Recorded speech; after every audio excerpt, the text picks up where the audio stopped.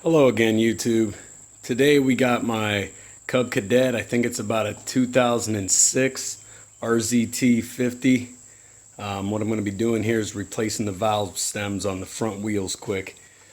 So you can see these, they're leaking a ton of air out of them, so I'm just going to go ahead and show you how to replace those quick.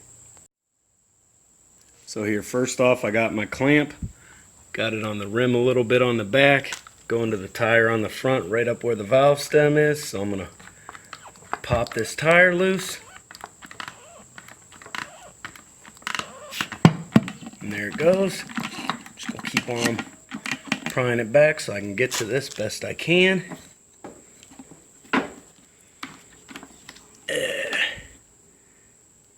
So that's that. So now what I'm going to go ahead and do is just cut that off there so it'll pop out the back easier. Alright, I'm not at home right now and I don't have anything to cut this off good on the front, so I'm just going to go ahead and try to take some pliers and manhandle it out the back.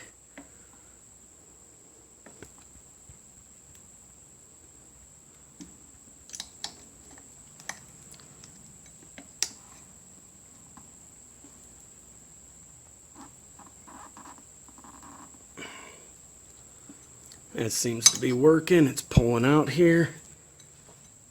Unscrew the plastic cap on it so that doesn't hold me up. There we go.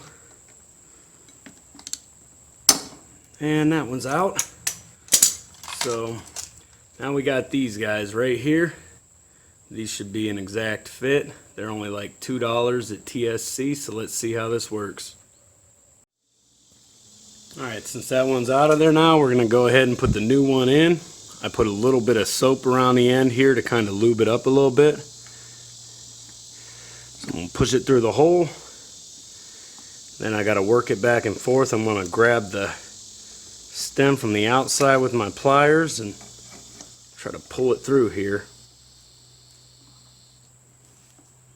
And there. Heard that pop?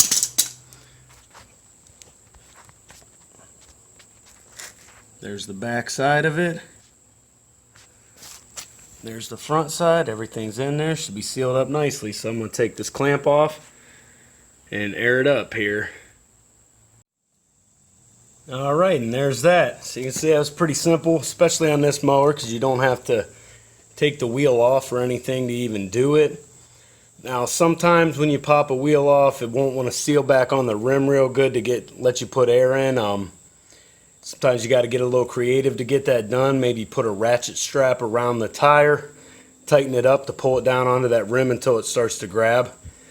Just a suggestion there, but you can see that it's holding there. It's all good now. I got to go ahead and do the other side, but go ahead, feel free to comment if you want, or if you know anything else about this mower, any problems, issues. I haven't had it for long, so I'm figuring out as I go. I'll show you here in a little bit how to jumper bypass these shut-offs if you want to see that, because I had an issue with one. But till then, subscribe, have fun.